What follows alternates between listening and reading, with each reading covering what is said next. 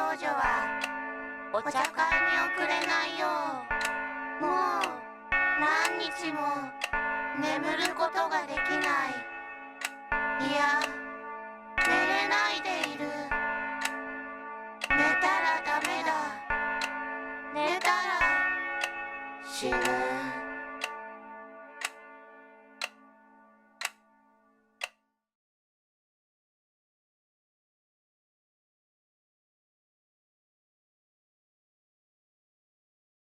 L'année 2010 fut une année faste pour les femmes criminelles.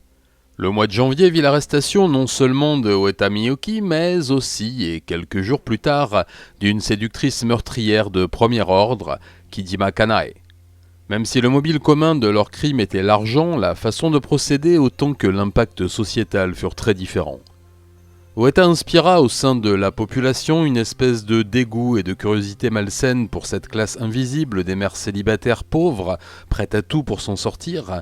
Kidima, elle, mit la lumière sur une problématique sociale plus profonde, celle de la place de la femme dans la société et la famille japonaise, à une époque où le pays connaissait sa première véritable révolution sociétale et où la cellule familiale traditionnelle volait en éclats et faisait place au célibat volontaire et aux unions libres sans enfants. La célèbre mangaka Simon Fumi se plongea avec passion dans la défense de la tueuse en série, n'excusant pas ses crimes mais les replaçant dans un contexte social et revenant sur la condition féminine dans un Japon contemporain dépendant toujours autant du mariage qu'elle fera et non pas à sa capacité à se réaliser en tant que personne douée de talents ou de compétences particulières. L'écrivaine et essayiste féministe Kitahara Minori écrivit un livre, La femme poison, 100 jours au procès de Kajima Kanae, qui deviendra un best-seller et ouvrira bon nombre de débats sur la condition féminine dans l'archipel, exposant au passage le paradoxe de la double injonction faite aux femmes, celle de la réussite personnelle et l'appel à la perfection en tant que mère et épouse. Sano Shinichi, écrivain et journaliste, spécialiste des erreurs judiciaires mais aussi de l'évolution des mœurs au Japon, écrivit un essai-reportage appelé Kidima Kanae, l'exorcisme de la femme de Betskai. Il y pose la question de la famille et des attentes des hommes nés au XXe siècle et encore remplis de cette éducation traditionnelle et des ravages qu'elle peut faire sur les avancées des causes, dont celle de la place de la femme dans la société du XXIe siècle. Ce sont ces trois auteurs et les débats qu'ils ont provoqués qui engendrèrent le mouvement. Aurait-elle été condamnée si elle n'était pas une femme ?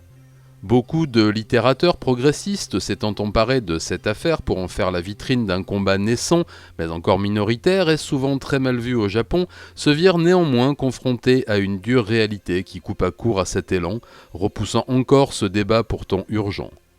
Kidima était bel et bien une menthe religieuse qui consomma et consuma ses amants pendant des années, les délestant de centaines de millions de yens avant de les supprimer.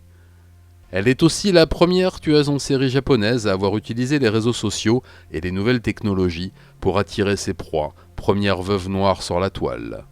Voici son histoire. Kidima Kanae est née le 27 novembre 1974 dans la petite ville de Betskai, au nord de l'île de Hokkaido.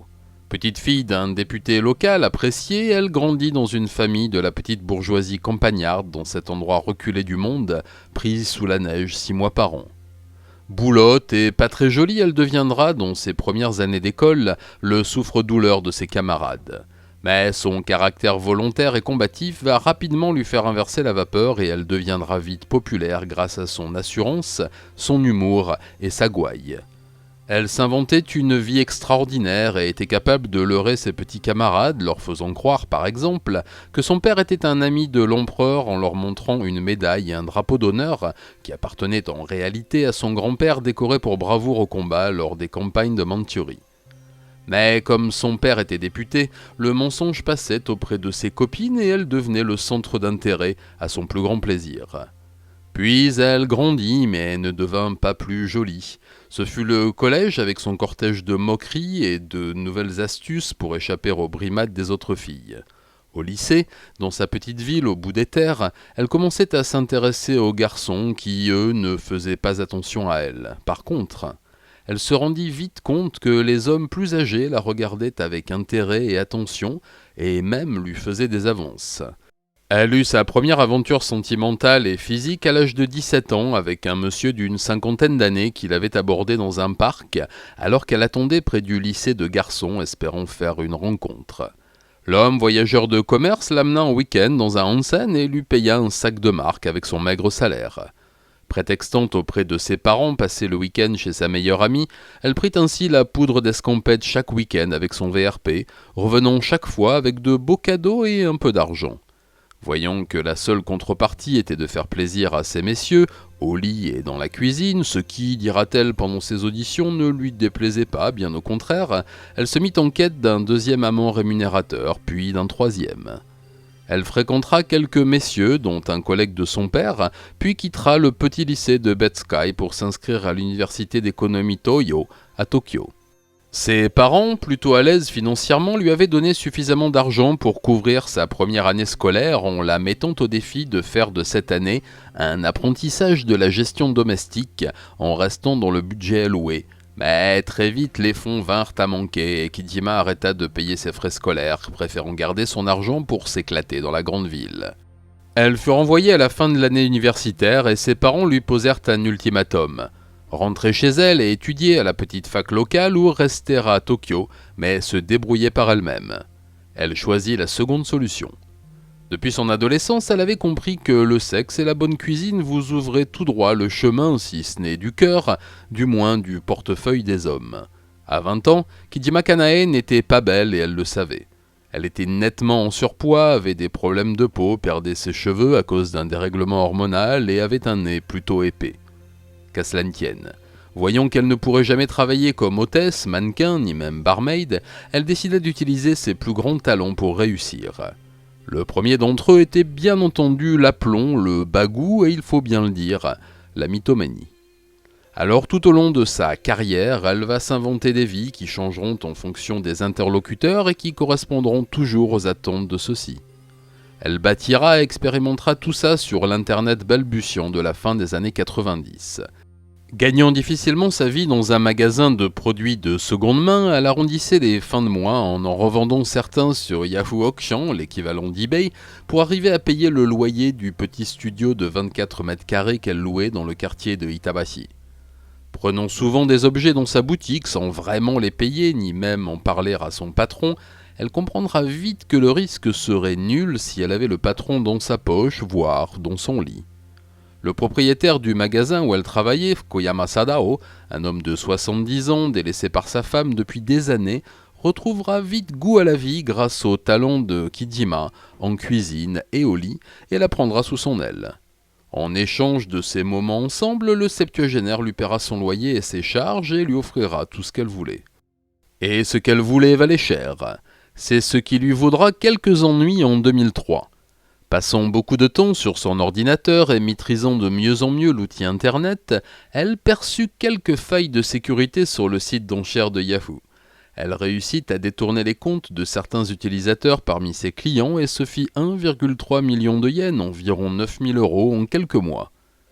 Avec son protecteur qui payait l'essentiel, elle pouvait s'offrir le superflu. Mais malheureusement pour elle, un renforcement de la sécurité du site fit apparaître l'arnaque et 10 utilisateurs lésés portèrent plainte contre elle. Elle écopera de 2 ans et demi de prison avec sursis et une assignation à rembourser l'argent qu'elle avait volé. Se gardant bien de parler de cet incident au vieux Fukuyama, elle inventera une belle histoire de parents décédés dont elle devait payer les funérailles, lui demandera 2 millions de yens, environ 16 500 € pour les frais et se gardera une petite commission au passage, pour se faire plaisir. Voyons qu'elle se tirait plutôt bien de ce mauvais pas et avait même réussi à en tirer un bénéfice, elle profitera alors des largesses de son vieux bienfaiteur et passera à la vitesse supérieure. Durant cette période, en 2004 exactement, elle créera un premier profil sur un site de rencontre mettant en relation des hommes en quête de femmes rondes. Très vite, elle eut de nombreux rendez-vous et décidera de jeter son dévolu sur un journaliste de 56 ans, Inoue Kanichi, adepte de pratiques érotiques extrêmes et visiblement prêt à payer cher pour assouvir ses fantasmes. Rédacteur pour un grand journal de Tokyo, il était célibataire et sans enfant et économisait depuis 20 ans pour s'offrir une retraite dorée à Okinawa. Il parla de ce détail à Kijima et cela ne tomba pas dans l'oreille d'une sourde.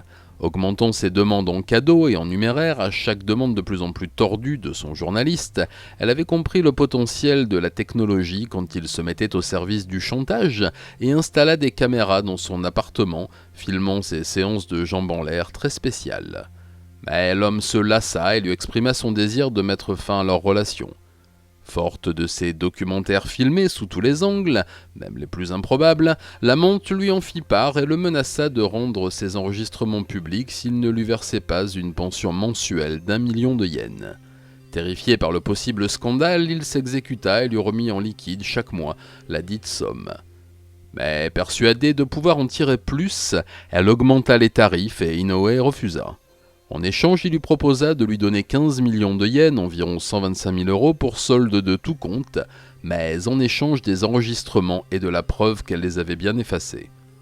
Elle accepta et l'invita même à manger dans un petit restaurant de Saitama qu'elle connaissait bien. Ils mangèrent et burent en se souhaitant le meilleur et se dirent adieu devant la porte du restaurant. C'est ce que déclara la patronne de l'établissement lorsque la police vint l'interroger, le lendemain matin, quand on retrouvera le corps de Inoue sur les rails écrasé par un train. L'autopsie relèvera un taux d'alcool élevé, Kijima pleurera beaucoup devant les enquêteurs et l'on conclura à un suicide ou à un accident dû à l'alcool. En tout cas, l'affaire sera classée. Mais semaine après semaine, mois après mois, la trentenaire s'apercevait que son vieil amant payeur devenait plus payeur qu'amant et même là, de moins en moins payeur.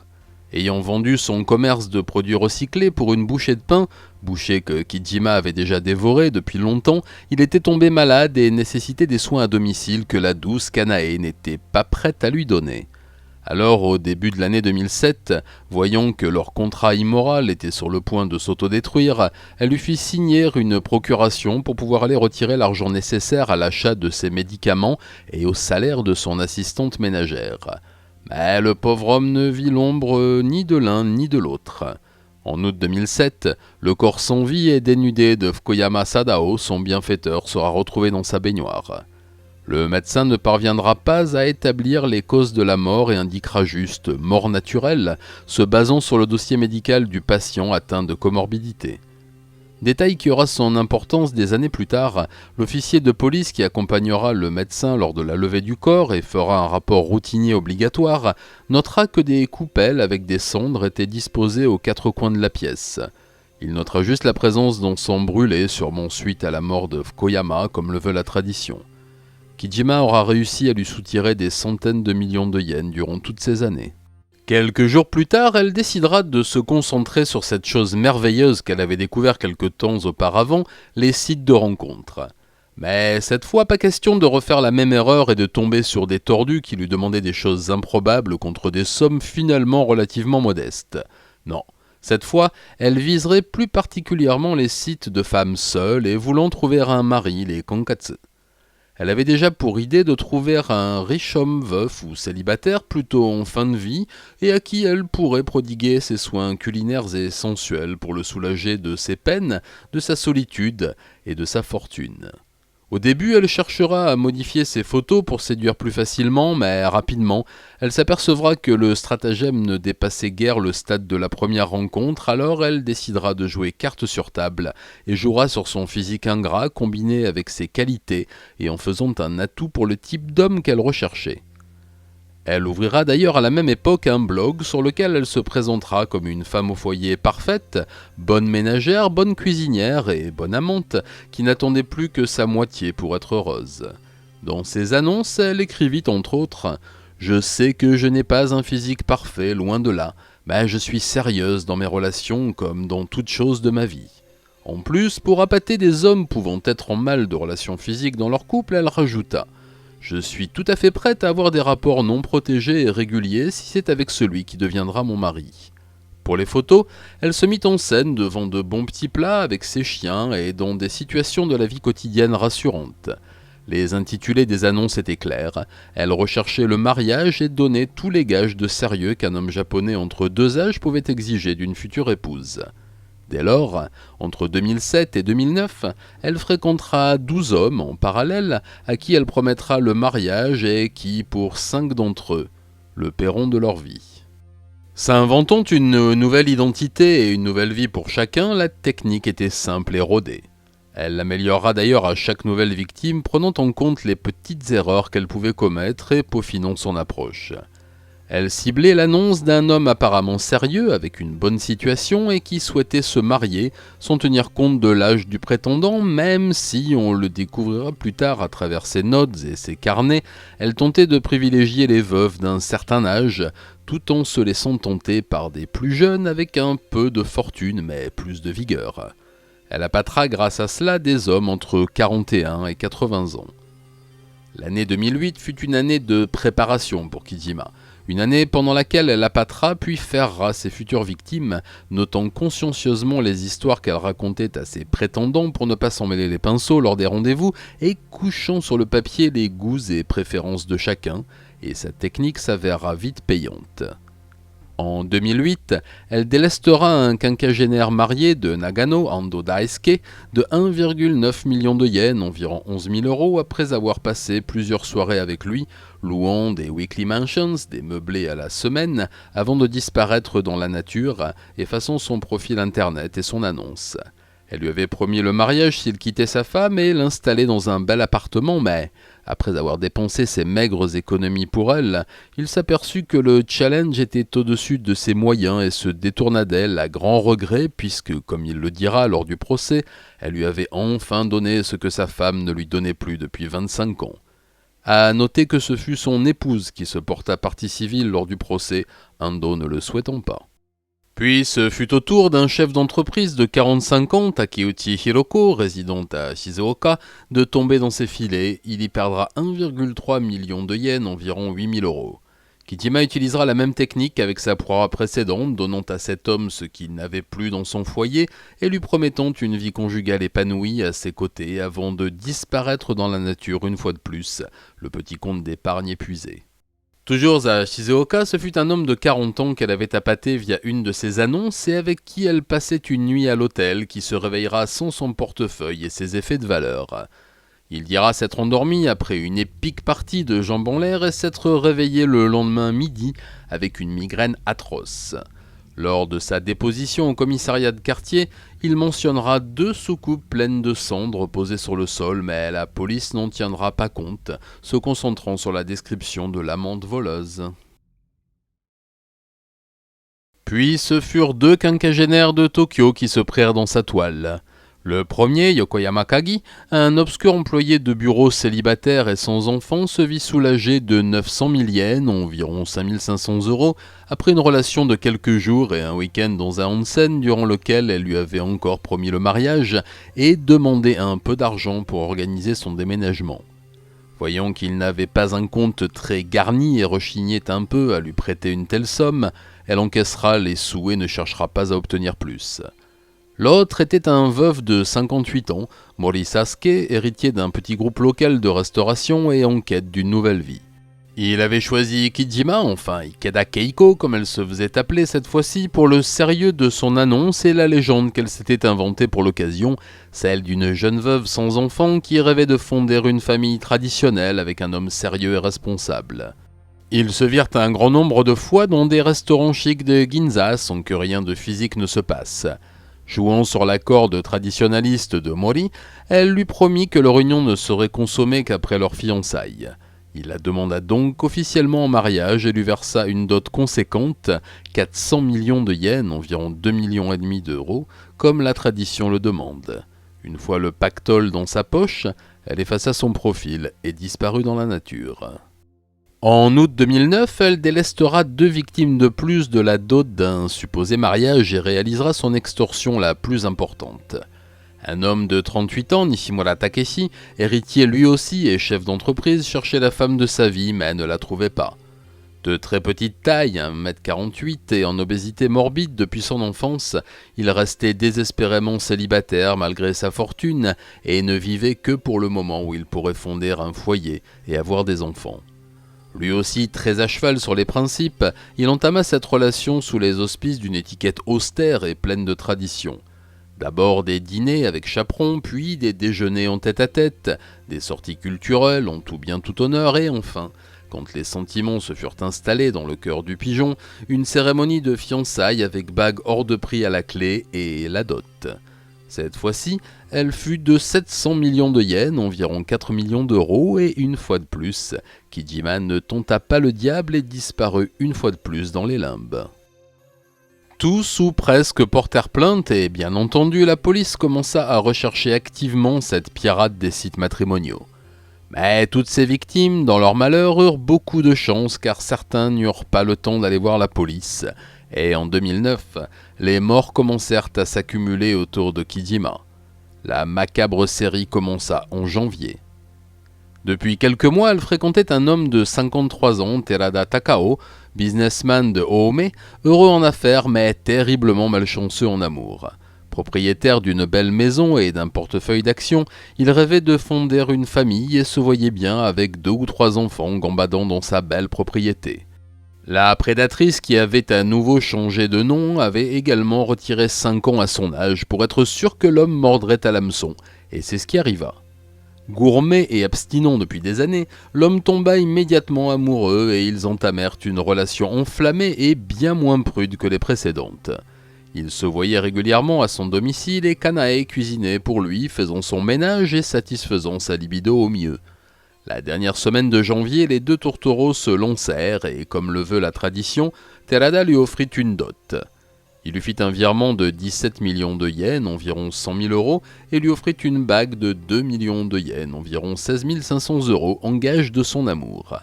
Mais lors de la signature des papiers de mariage le 29 janvier 2009, elle dut fournir une pièce d'identité.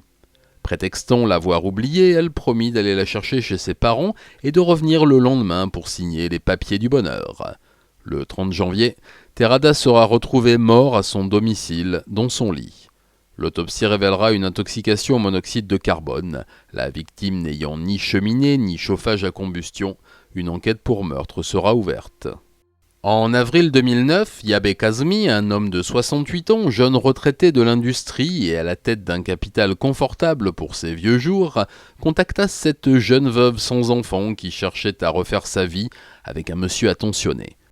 Bien décidé à profiter de sa retraite, dans tous les sens du terme, il entama une relation passionnée avec elle et, devant ses promesses de justes noces, quitta sa vieille épouse pour s'installer avec Kijima dans une belle petite maison de Kamakura, au bord de la mer. Yabe avait acheté un bateau pour s'adonner à son passe-temps favori, la pêche au large. Alors le plus souvent possible, il s'y rendait de bon matin après que sa promise lui ait préparé un bento et une glacière pleine de bière. En général, elle ne venait pas avec lui clouée sur le plancher des vaches par un redoutable mal de mer. Soi-disant retenue plusieurs jours par semaine à Tokyo par une mère malade, elle en profitait pour naviguer, elle, entre ses foyers et entretenir ses amours. Après une visite de ses enfants et de ses petits-enfants dans le fraîchement acquis nid d'amour, ces derniers émirent quelques réserves quant au choix de la nouvelle compagne du patriarche et celui-ci, sur les conseils de cette dernière, coupa les ponts avec toute la famille. Libérée de ses sangsues, elle put à sa guise vider les comptes et amasser un confortable pactole de 300 millions de yens, environ 260 000 euros, en veillant bien à ce que son promis ne renoue pas avec sa famille. Mais au bout de quelques semaines, sa petite fille préférée, qui allait rentrer à l'université, vint le voir malgré la fâcherie et, sachant trouver les mots, le persuada de reprendre contact avec son père qui avait peut-être des informations sur la femme qu'il comptait épouser. Ouvert et sans malice, Yabe en parla à Kijima lorsque celle-ci revint de chez sa mère et ils eurent une discussion. Le lendemain, son fiancé de fraîche date fut retrouvé noyé, flottant sur la berge et en tenue de pêcheur. Bizarrement, son bateau était à quai et malgré les provisions de bouche et les appâts mis en évidence sur le pont, ne semblait pas avoir quitté ses amarres. De plus, lors de l'autopsie, une quantité importante de somnifères fut retrouvée dans son organisme. Traités malgré tout comme un accident de pêche, les enfants de Yabe portèrent plainte contre X, décrivant Kijima mais ne connaissant que son nom d'emprunt. En parallèle encore, elle venait de dénicher la proie idéale, le saint graal des coureuses de site, un homme à l'hiver de sa vie plus que fortuné et en mal d'amour. Ando Kenzo, 80 ans, fils d'un célèbre peintre et collectionneur d'art, avait été marié 3 fois, mais avait toujours su préserver son patrimoine. Bien décidé à ne pas mourir seul après son récent divorce, il avait épluché les annonces matrimoniales espérant y trouver une trentenaire qui voudrait bien de lui. Changeant une nouvelle fois de nom et s'inventant un passé d'étudiante aux Beaux-Arts qui rêvait d'ouvrir une galerie, elle gagna vite son cœur et son lit. Après quelques semaines, elle emménagea dans sa luxueuse maison et commença à réclamer des sommes de plus en plus importantes pour d'hypothétiques acquisitions de toiles et surtout pour son ouverture de galerie. Pour ce projet fantôme, elle récoltera 1 million de yens, environ 8 700 €, pour réserver le local. Il lui promit cette même somme chaque semaine pour qu'elle puisse réaliser son rêve, mais en échange, lui demanda aussi de rester chez eux tous les soirs. En effet, la jeune promise ne passait que 3 nuits par semaine avec lui, sacrifiant, d'après ses dires, à ses devoirs de bonne fille. Ando lui proposa même de faire venir la mère malade chez lui et d'embaucher une infirmière à domicile. Voyant le piège de ses mensonges se refermer, Kanae commença à écrire le scénario de sa sortie de scène. Le 15 mai, alors qu'elle dînait avec lui, elle versa une dose importante de somnifère dans son verre de vin. Titubant et se sentant très fatigué, elle le coucha et lui donna un comprimé pour le cœur qu'il prenait chaque soir et totalement incompatible avec des barbituriques. Le vieil homme s'endormit rapidement. Elle calfeutra la petite chambre avec des couvertures et du scotch épais et déposa une dizaine de bintyotan, du charbon pour les barbecues, autour de lui, dans des soucoupes, puis les alluma. Elle revint quelques heures plus tard pour constater son décès par asphyxie. Après avoir chargé toutes les toiles de maître de la maison dans sa voiture et récupéré les cartes bleues de la victime, elle alluma le gaz et remit un bintyotan à brûler. Quelques minutes plus tard, la maison fut soufflée par une violente explosion et brûla. Kijima était déjà loin, ayant pris le soin de ratisser le coffre-fort et les bijoux, et prit aussi le temps de s'arrêter dans un distributeur de billets pour y retirer 2 millions de yens, environ 150 000 €, le maximum possible. Elle vendra les tableaux dans les semaines qui suivront et en tirera encore quelques millions. Les pompiers, arrivés quelques minutes après l'explosion, réussiront à éteindre le brasier et à retrouver le corps d'Ando, qui sera pris en charge par la police et le légiste. L'enquête établira l'origine criminelle de l'explosion après la découverte du charbon et des robinets de gaz ouverts, mais aussi grâce à l'autopsie qui mettra au jour la quantité de somnifères et le médicament pour le cœur, tous deux incompatibles. Mais également les traces de charbon de bois dans ses poumons incompatibles avec les fumées de l'incendie puisque celui-ci s'était déclenché après la mort. Une enquête pour meurtre fut ouverte et un avis de recherche lancé pour retrouver la mystérieuse femme qui partageait la vie du vieil homme depuis quelque temps et dont le nom qu'elle avait donné à quelques voisins ne correspondait à rien ni personne d'existant. C'est le meurtre du 6 août qui entraînera sa perte, du moins en partie. C'est ce soir-là qu'elle invita Oide Yoshiyuki, un homme d'affaires de 41 ans qui lui aussi devait l'épouser, à passer dîner chez elle, puis à sortir s'amuser en ville. Elle écrivit sur son blog qu'enfin, elle avait trouvé le bonheur et l'homme de sa vie, qu'elle allait fonder une famille avec lui, acheter une maison et avoir des enfants. Il lui avait déjà versé une forte somme, 4,7 millions de yens, environ 30 000 €, en prévision de leurs épousailles. L'homme loua une voiture de luxe et se rendit chez sa promise qui, comme d'habitude, avait préparé un excellent repas. Mais le ragoût de bœuf de ce soir-là était un peu spécial. Chargé en somnifères, il plongea le fiancé dans un profond sommeil. Elle le traîna dans la voiture de location et conduisit jusqu'à un parking souterrain de Fujimi, en banlieue de Saitama. Elle disposa des bintyotan au pied de Oide, dans de petites soucoupes, les alluma et sortit de la voiture, toutes vitres fermées. Elle verrouilla les portes de l'extérieur avec les clés et marcha jusqu'à une station de taxi, puis rentra chez elle, les cartes de crédit et les livrets bancaires de son malheureux fiancé en poche. Au petit matin, un homme qui allait chercher sa voiture découvrit le corps inanimé dans la Bentley de location, essaya de le réveiller en frappant au carreau et, devant l'absence de réaction, appela la police. La tentative de Kijima de maquiller ce meurtre en suicide ne prit pas cette fois. À peine arrivé sur place, l'officier de police constata que la voiture était fermée à clé mais que les clés n'étaient pas sur le contact.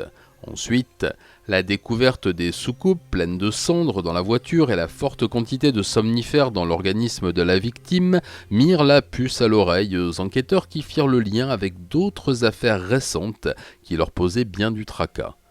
Une enquête pour meurtre fut immédiatement ouverte. Consciente qu'elle prenait de plus en plus de risques et voyant que la police parlait de cette affaire de mort suspecte, en évoquant une suspecte dont le portrait robot lui ressemblait étrangement, elle décida de se mettre au vert pour un temps et de se caser avec un nouveau pigeon. Elle rappela l'un des hommes qu'elle appâtait depuis quelques semaines, Yasuda Naoki, un quadragénaire qui avait réussi dans les affaires, pour un premier rendez-vous.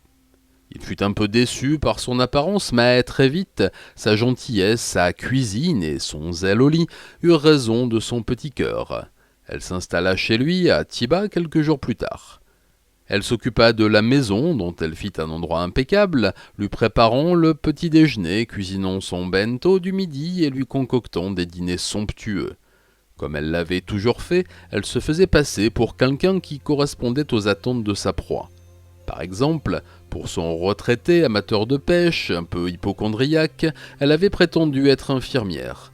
Pour Ando, fils de peintre et amateur d'art, elle jouera les artistes. Là, pour Yasuda, entrepreneur dynamique, elle se fit passer pour une femme d'affaires. Prétendant vouloir ouvrir une grande pâtisserie, elle lui racontera que son bailleur s'était désengagé de l'affaire. Elle était sur le point de tout perdre, y compris son petit appartement de Tokyo. Il lui remit immédiatement 2,4 millions de yens, environ 15 000 € pour parer au plus pressé, et promit de s'engager dans l'affaire. Mais le 21 septembre, Kijima ne rentra pas à la maison et en fin d'après-midi, Yasuda reçut un appel de la police de Tokyo, lui annonçant que sa compagne venait d'être arrêtée et qu'il était convoqué pour une audition. L'homme reçut une piqûre de réalité assez terrible lorsque les policiers lui dressèrent le pédigré de sa promise. Il prit de plus grosses claques encore lorsque les télévisions, journaux et magazines dévoilèrent toute la vérité sur l'affaire et sur celle que l'on appelait désormais la veuve noire ou la tueuse des sites de rencontres. Les enquêteurs firent très rapidement le lien entre elle et les différentes victimes. Ils avaient sa description, un portrait robot qui s'accordait avec toutes les dépositions des victimes et de leurs familles, et bientôt purent même trouver des photos d'elle chez Oide et Ando. Ayant suffisamment de preuves concordantes pour la confondre, il leur fallait maintenant découvrir sa véritable identité et pour ça, avoir accès aux données des sites de rencontres qu'elle utilisait pour pêcher ses merlans. Un juge leur donna cette autorisation et la scientifique éplucha les données et les accès aux profils passés et présents de Kijima. Sa véritable identité fut mise à jour en quelques heures et la police métropolitaine de Tokyo perquisitionna son appartement sur commission et y trouva toutes les preuves nécessaires pour l'inculper d'escroquerie et la garder au chaud en attendant les preuves qui la relieraient au meurtre, car les enquêteurs de la crime en étaient sûrs, elle était la suspecte numéro 1 dans ces sombres affaires. Il fallut attendre janvier 2010 et les recoupements entre les suicides de ses anciens amants et les enquêtes pour meurtre ouvertes à ce moment-là. Ils rouvrirent donc tous les dossiers et de nombreuses expertises furent réalisées. En découvrant que certains de ses anciens amants avaient disparu dans des circonstances douteuses, ces cas de morts accidentelles furent eux aussi passés au microscope par la police et le procureur, et ce furent très vite 7 morts suspectes qui planèrent au-dessus de Kijima. Elle fut finalement mise en examen pour assassinat, escroquerie, infraction à la législation sur les médicaments et dégradation volontaire de biens. Son procès commença le 5 juin 2012 et dura 100 jours qui déchaînèrent les passions. La salle d'audience était pleine et nombre d'écrivains, d'intellectuels et de militantes féministes vinrent assister à l'entièreté des débats. Il fut même créé un mouvement appelé Kanae Girls, de femmes et jeunes filles qui disaient comprendre ce qu'elle avait fait et même, pour certaines, l'approuver. Beaucoup la pensaient innocente et victime des apparences. La charge du patriarcat dominant fut portée à sa défense et le fait que ses juges soient des hommes conforta ses militantes. Le président du tribunal parlait d'elle comme d'une femme immorale et amorale qui avait plusieurs amants en même temps et parlait de sexe sans honte, ce qui était incompatible avec l'image d'une femme japonaise convenable. En parallèle, les journaux et les commentateurs insistaient sur son physique ingrat en se demandant comment une femme laide et grosse pouvait arriver à séduire des hommes dignes de ce nom. Kitahara Minori, l'essayiste féministe, écrira à ce propos. Voilà qui pose la question de ce que l'homme japonais attend d'une femme. Qu'elle soit aussi sexy et séduisante qu'une femme fatale ou qu'elle soit fidèle et dévouée. En tuant tous ces hommes, Kanae a tué leur idéal féminin d'un autre âge. Au terme des débats, le président du tribunal, M. Okoma Kazuyuki, la condamna à la peine capitale, retenant 3 des 7 meurtres pour lesquels elle était accusée.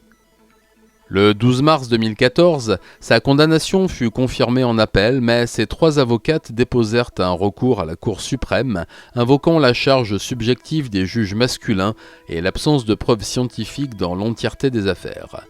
Certes, tous les indices concordaient et ramenaient vers elle, les mouvements de fond vers ses comptes, les relevés GPS, les photos, les lettres, les témoignages de proches et bien sûr ses empreintes et son ADN sur les victimes, mais comment pourrait-il en être autrement puisqu'elle vivait avec eux?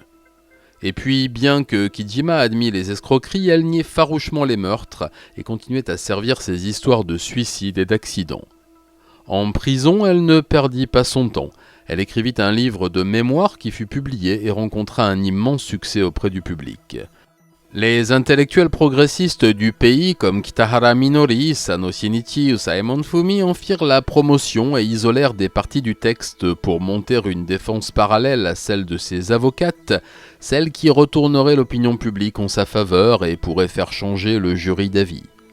Parmi ses lecteurs, beaucoup lui écrivaient leur soutien, voire leur admiration, et la prison croulait sous le courrier. Mais un homme alla plus loin et lui déclara sa flamme, croyant en son innocence et même en une campagne orientée des juges contre elle. Ils entretinrent une correspondance soutenue et finalement se marièrent. Le 9 mai 2017, et malgré l'acharnement de ses avocates à réfuter les éléments et à pointer du doigt l'absence de preuves directes, empreintes ou traces ADN sur les briquettes de charbon ou les tubes de somnifères, Kijima se vit confirmer sa condamnation à mort. Elle fut transférée dans le couloir de la mort de la prison centrale de Tokyo, où elle attend toujours son exécution. Depuis, elle a confessé ses meurtres dans une lettre ouverte qu'elle adressa aux médias par le biais de son mari, lettre dans laquelle elle dit regretter ses gestes et ses mensonges, mais ne pas regretter un instant le débat que son procès a pu engendrer. Voilà, j'espère que cette vidéo vous aura appris quelque chose sur ce pays qui, quoi qu'il en soit, reste le mien. Si mes contenus vous plaisent, n'oubliez pas de vous abonner, d'activer la cloche et rejoignez-moi sur les réseaux sociaux et sur Twitch. Vous pouvez me soutenir sur Tipeee ou Utip ou en visitant ma boutique Spreadshirt et encore en commandant mon dernier livre dédicacé et directement en message privé. Allez, je vous laisse, j'ai d'autres dossiers à compulser. Matane.